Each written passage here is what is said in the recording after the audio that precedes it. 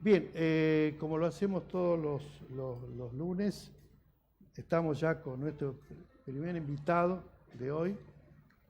Está el doctor Daniel Tor, abogado especializado en Derecho Laboral, con quien nos conocemos desde hace mucho tiempo, digamos, desde que yo cubría con la revista 90 Minutos en La Loma, el Club de los Profesionales de La Loma. ¿Qué tal, Daniel? Buenos días, ¿cómo está? Muchas gracias por estar acá. Buen día, gracias a ustedes por el espacio y por tratar un tema que es de tanta actualidad. El tema de la reforma laboral, ¿no? Yo tengo acá apuntado un machete de 5 puntos que creemos que son los más importantes.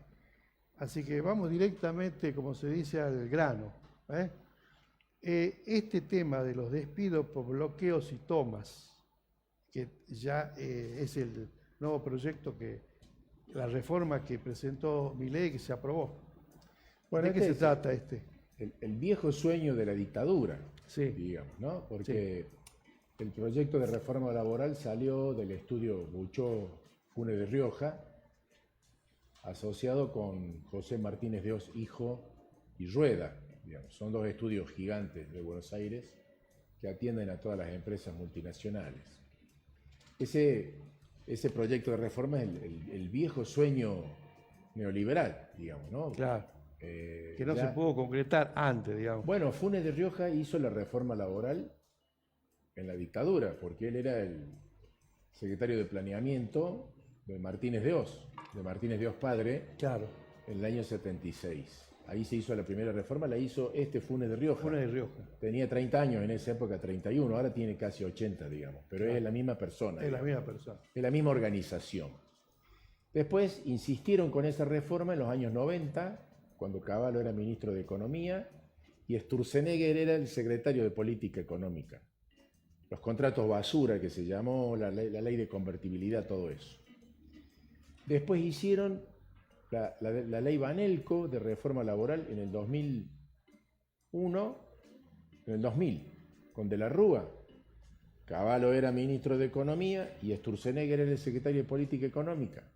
La reforma Banelco. Es más o menos la misma línea, digamos. Ahora han ido mucho más a fondo y quieren decirle a los jueces qué es lo que tienen que hacer. En realidad, esas leyes van a traer mucha conflictividad, digamos, ¿no? Claro. Porque son claramente inconstitucionales. No se puede prever cuándo va a haber una injuria para poder despedir. No puede estar tipificada una injuria. La injuria la tiene que valorar el juez en el caso concreto, digamos, ¿no? O sea, usted supone, ahí dice que si se bloquea una empresa, lo pueden despedir. Vamos a suponer que hay un obrero que se infarta en una empresa y entonces tenemos que paralizar la empresa para que entre la ambulancia. ¿Quién lo van a despedir al infartado? Claro. Porque paran la fábrica para que entre la ambulancia. Sí, la casuística la tienen que ver los jueces de trabajo, claro, no los legisladores. El sueño neoliberal capitalista es tener una ley laboral que ajuste las cintas a los trabajadores, digamos. Claro. O sea, no hay nada nuevo, digamos. Claro. Digamos, esto tiene una repetición en la historia reciente de la Argentina, siempre se ha atendido a esta reforma. Esta misma reforma se planteó en el 2017 con Macri, nada más que no tuvieron los números y no pasó la comisión del Senado, pero esto ya estaba planteado en el Senado en el 2017, con Sturzenegger, presidente del Banco Central, y Funes de Rioja, presidente de la COPAL, de Alimenticia y de la Unión Industrial Argentina. Es decir, estamos hablando de los mismos grupos, los mismos personajes que representan los grupos de presión. Eso es absolutamente inconstitucional. ¿Cómo el derecho de huelga va a ser causal de despido? Es de loco, es una garantía constitucional. Sí, va contra la Constitución. Pero si el derecho de huelga es una garantía, claro, o sea, ¿cómo va a pasar a ser un delito? Claro. No se puede tipificar así. Está pésimo. El otro punto es que se amplía el periodo de prueba. El empleado que empieza a trabajar en una empresa. Eso es una forma de validar la rotación permanente de personal. Claro. En un país como el nuestro, con alto índice de desempleo, el índice de rotación, es decir, el cambiar la plantilla de personal cada tanto es muy frecuente. Claro. Si yo amplío el periodo de prueba, que puede ser en pequeñas y medianas empresas hasta de un año, al año cambio, el periodo de prueba, cambio todo el personal, lo voy a ir cambiando, no voy a dejar que se acumule antigüedad. Otro sueño enorme, Claro. ¿no? Sí. De la legislación colonial, digamos, no pagar indemnizaciones. Eso es lo que se está queriendo. O sea que se va de 3 meses, que es actualmente, ¿no es cierto? 3 meses de prueba a 8 meses. A 8 meses con posibilidad de ampliar en un convenio colectivo para pymes hasta un año. Entonces, estamos hablando en otros países donde ni siquiera existe el periodo de prueba, pero digamos, claro, cuando la tasa de desempleo es nula o casi nula, apenas friccional, no tiene ningún sentido. Cuando la tasa de desempleo es alta, hay que tener una protección contra el despido. Si los despidos son baratos, a una lógica capitalista, si los despidos son baratos, van a aumentar los despidos. Va a aumentar la demanda de despidos, es decir, va a ser más fácil despedir si es barato. Exactamente. Las leyes laborales ni crean ni destruyen empleo. Esto ellos lo saben, dolosamente lo saben. Hay gente ignorante que repite eso de que las leyes laborales no dejan crear empleo. El empleo se crea por la actividad económica, no por las leyes. O viste que mencionan esa frase, la industria del juicio. Bueno, viste que siempre se bueno, Salta, la provincia de Salta hace 25 años, 30 diría casi, que tiene la misma estructura de justicia laboral. O sea que en 30 años la industria no se movió. Sigue habiendo 6 juzgados, ¿no? O sea que claro, es mentira, es un mito, claro, eso no es cierto. Claro. La industria del juicio fue una frase que inventó un periodista que se llamaba Neustadt. Él inventó eso de la industria del juicio. En la época del proceso, un colaboracionista de la dictadura, eso lo inventaron Martínez Dios y Neustadt. Y de ahí, bueno, se repite lo de la industria del juicio, no es verdad, no es cierto. No, claro. La verdad que no es cierto. Otro punto, Daniel, es contrataciones sin relación de dependencia. Dice, las pymes podrán contratar hasta 3 empleados sin generar vínculo laboral formal, reduciendo los derechos laborales. Eso se llama colaborador. Colaborador. Ya no es más empleado, ahora es colaborador. Colaborador. Todas estas reformas, parche, que contrarían, que quieren dejar de tutelar derechos de las personas, sí, generan conflictividad y terminan generando costos para las empresas. No es que esto haya que ser adivino para hacer esto. Cada vez que hubo una reforma laboral que cortó derechos, la justicia laboral se tornó conflictiva y se generaron mayores costos para las pymes precisamente. Claro. Si yo pongo el colaborador, es cuando la Constitución tiene un artículo que es el 14 bis que prohíbe el despido arbitrario.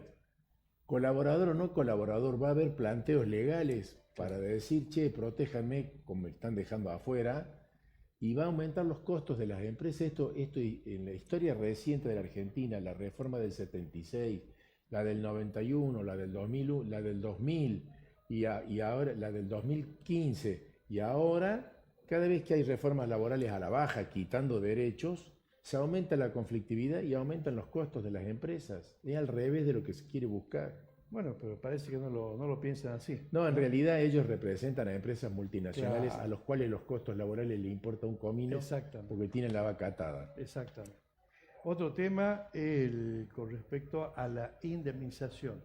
Quieren hacerla igual que el convenio de la UOCRA. Bueno, el convenio de la UOCRA, qué mala copia, porque el convenio de la UOCRA es de 1980, de plena dictadura. Sí.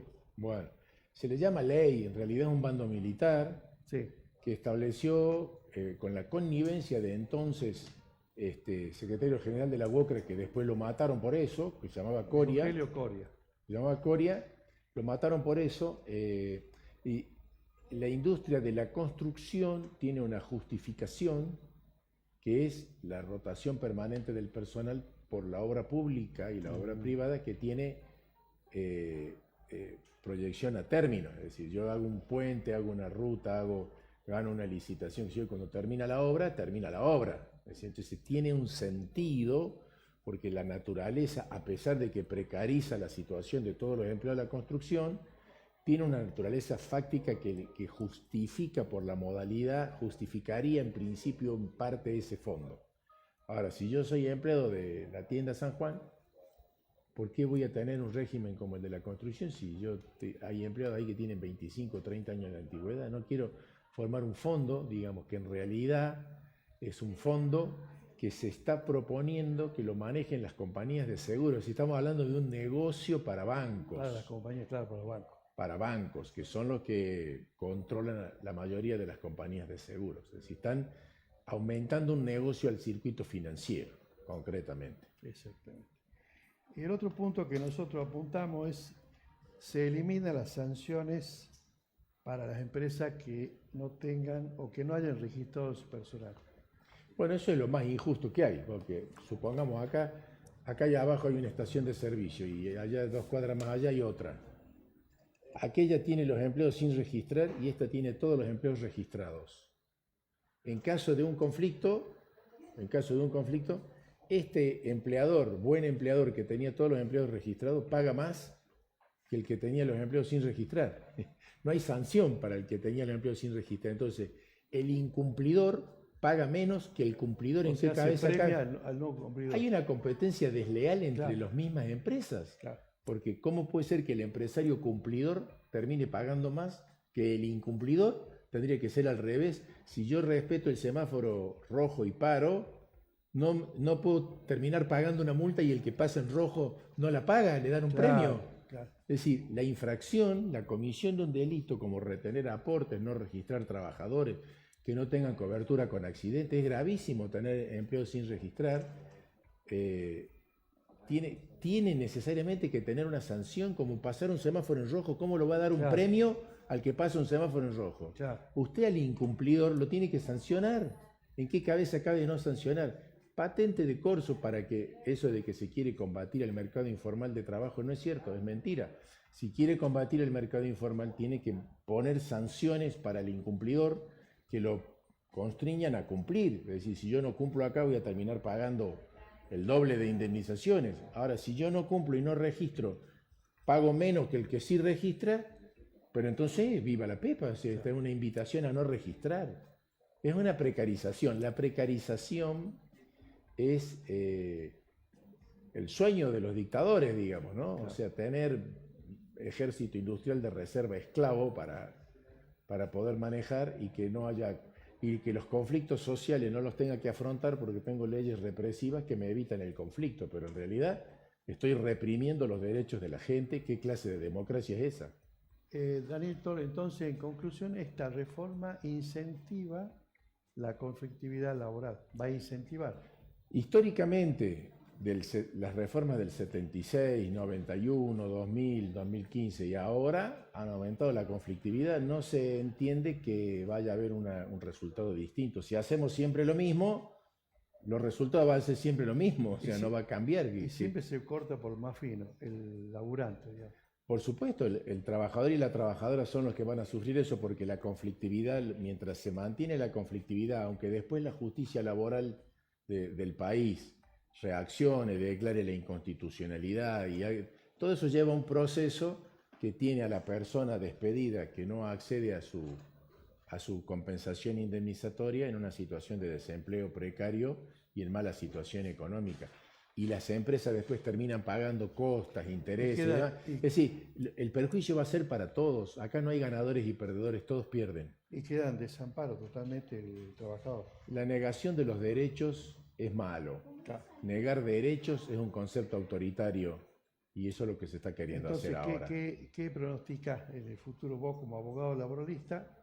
¿Qué es lo que se viene con esto? Bueno, es que el derecho laboral está muy ligado a los anuncios macroeconómicos. El anuncio de anoche de Javier Milei es que va a haber más ajuste. Con lo cual se desmiente a sí mismo, porque él dijo que el ajuste era este primer semestre para que después empezáramos a progresar. Ahora promete más ajuste para el 2025. Estamos hablando del año que viene, porque lo de anoche fue programando el ejercicio 2025.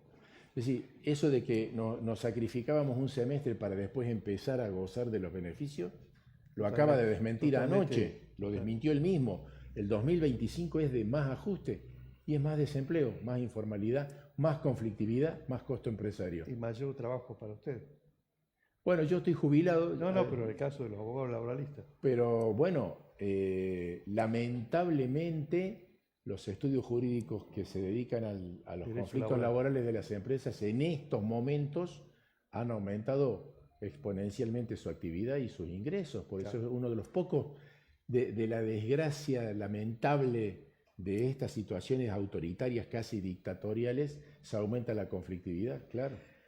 Muy bien, estamos con Daniel Tor, abogado laboralista, como él dice, ya jubilado, pero siempre participa en debates y en la próxima te vamos a invitar para que hablemos un poco de la política nacional y provincial. Que es la que tiene que ver con el derecho laboral, es una vidriera. Claro. En realidad, el mundo del derecho laboral se refleja las malas decisiones de la política económica. Está claro eso. Así es. Daniel, muchas gracias. Gracias a ustedes, muy amable. Gracias. Muy bien, encantado. vamos a una pausa, señor director. Luego seguimos acá en la columna NOA.